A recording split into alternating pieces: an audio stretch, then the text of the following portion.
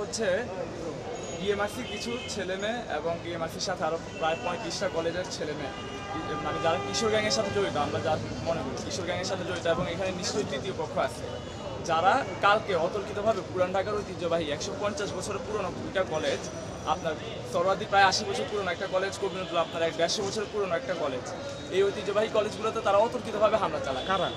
ডিএমআরসির সাধারণ কিছু শিক্ষার্থী আছে, এবং এর সাথে তৃতীয় পক্ষ হিসেবে আপনার ছাত্রলীগ থাকতে পারে, তাছাড়া আপনার সন্ত্রাসী যে কোনো গোষ্ঠী থাকতে পারে।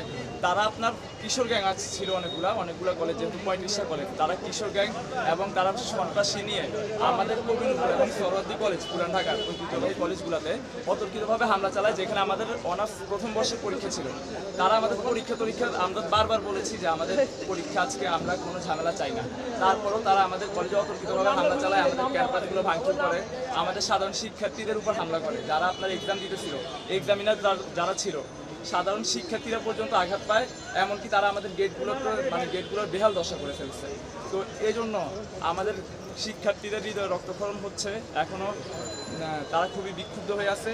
আজকে আমাদের সাধারণ শিক্ষার্থীরা সবাই কবিরপুরে জড়ো হয়েছে, এবং তারা আমরা আসলে শান্তিপূর্ণভাবে একটা অবস্থান কর্মসূচি করতে চাইছি, কিন্তু আমরা সবাই যখন আমাদের কলেজ ক্যাম্পাসে অবস্থান নেই, তখন এর মধ্যে কিছু বিক্ষুব্ধ শিক্ষার্থী ভিন্নভাবে আলাদা হয়ে তারা তাদের মতো করে ডিএমআরসি দিকে অগ্রসর হয়, এবং আমাদেরও সন্দেহ হয় যে আমাদের মধ্যে তৃতীয় পক্ষ এখানে সুবিধা নিচ্ছে, কলেজগুলোতে ঝামেলা করে। তো অনেকের আইডি ছিল, এবং আপনার যদি দেখায় যে কয়েকটা ইতিমধ্যে অনেকগুলো প্রতিষ্ঠান ছিল, প্রায় 19 থেকে 20টা আইডি কার্ড দেখে আমরা শনাক্ত করছি, কারণ স্টুডেন্ট পার্সোনালি যে এই স্টুডেন্টরা ওই কলেজে এরকম চেনার কথা, ঠিক আছে। তো এই স্টুডেন্ট করেছে, কিন্তু স্টুডেন্টদের ভিতরে অনেকে ছিল হেলমেটদারি, চাপাতি, তারপর হচ্ছে আপনার যে স্টিলের চাপাতি থেকে শুরু করে আরও দেশীয় অস্ত্রপাতি ছিল তাদের কাছে।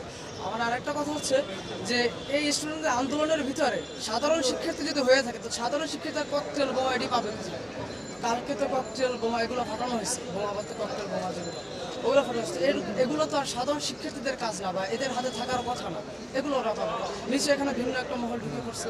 এখানে তৃতীয় পক্ষ ঢুকে গেছে, একটা বিশৃঙ্খলা তৈরি করতে চাচ্ছে আমাদের কলেজের বদনামায়। আমরা একটা সমঝোতা চাইতেছি, কারণ কালকে আমরা পরীক্ষা দিতে গেছি, আমি নিজে একজন পরীক্ষার্থী, আমি কবিরপুর কলেজের পরীক্ষার্থী, আমাদের হল হচ্ছে যে সরওয়ার্দী কলেজ।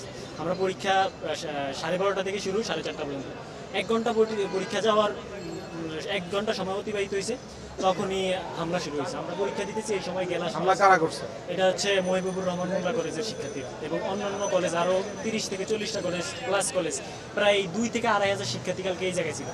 আর কবি নজরুল কলেজের আমরা যারা পরীক্ষা দিচ্ছি, আমাদের অনেক শিক্ষার্থীকে হামলা করছে এবং অনেকে আহত। আমার নিজের বন্ধু নাম ইমন, ও ঢাকা মেডিকেলে ভর্তি আছে, ওদের ঢাকা মেডিকেল থেকে ধানমন্ডি পপুলারে অবস্থা অত্যন্ত যে উনি কিছু দুষ্কৃতিকারী, প্রত্যেকটা কলেজের কিছু, মানে ওদের মধ্যে আপনারা দেখছেন, ছবিতে দেখছেন যে হেলমেট পরে, তাদের চরিত্রে কখনো ছাত্রের বৈশিষ্ট্য খুঁজে পাওয়া যায় না, এরা টোকায় অথবা টোকায়নি। এবং এই ক্ষেত্রে আওয়ামী লীগ সুনির্দিষ্টভাবে প্রত্যেকটা জায়গায় দেখেন ঝামেলা হচ্ছে, এখানে তৃতীয় পক্ষ হিসেবে ইন্ধন যুগে একটা সাংঘর্ষিক পরিস্থিতিতে নিয়ে যাচ্ছে। যেমন কালকে আপনারা দেখছেন যে সোহরাওয়ার্দীতে যে বর্বরচিত হামলা হয়েছে, যে পৈশাচিক নির্যাতন, যেখানে ছাত্রীরা পরীক্ষা দিচ্ছে তাদের গায়ে হাত দেওয়া হয়েছে। তো এটা কোনো সাধারণ শিক্ষার্থী করবে না, এটা কি সাধারণ শিক্ষার্থী হতে পারে কিনা? হাতে লাঠি নিয়ে আসছে, এমনকি আমাদের কলেজগুলোর গ্লাস সব ভেঙে ফেলছে। এবং আরেকটা ব্যাপার যেটা হচ্ছে, আপনার একটা বিচার বিভাগে তদন্ত হইতে পারতো, ওরা যে আন্দোলন করছে একটা ন্যায্য আন্দোলন, সেই ন্যায্য আন্দোলন করতে আসে ন্যাশনাল হসপিটাল অফ করে দিছে, যেখানে অসংখ্য মুমূর্ষু রোগীরা ছিল।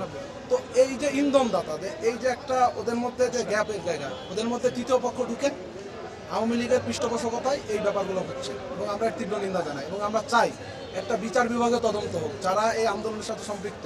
যেমন ওরা যে আন্দোলন আসছিল, অভিজিৎ যদি আপনার হসপিটালের শিক্ষকদের বা ডক্টরদের ওই সমন্বয়হীনতার জন্য এসে যখন হসপিটাল অফ করে দিবে, তখন আমরা তো এটা মেনে নিব না। এবং কালকে যে হামলা হয়েছে, আমার সাধারণ বন্ধের উপর যে পৈশাচিক আঘাত আসছে, আমরা এর জবাব চাই, আমরা সুনির্দিষ্ট জবাব চাই। এবং যারা আন্দোলনের সাথে সম্পৃক্ত, অধিকাংশ আমরা ত্যাগহীনভাবে বলছি, জাহাঙ্গীর কবির নানক এবং তার পৃষ্ঠপোষকতায় যেসব ছাত্রলীগ বা টোকাই লীগ এখানে ঢুকছে, এদের সকলেকে আইনের আওতায় আনতে হবে। তা না হলে এরা নিয়মিত বাংলাদেশের প্রত্যেকটা প্রতিষ্ঠানে এ ধরনের বিশৃঙ্খলার সৃষ্টি করবে, প্রত্যেকটাই শুনিয়ে।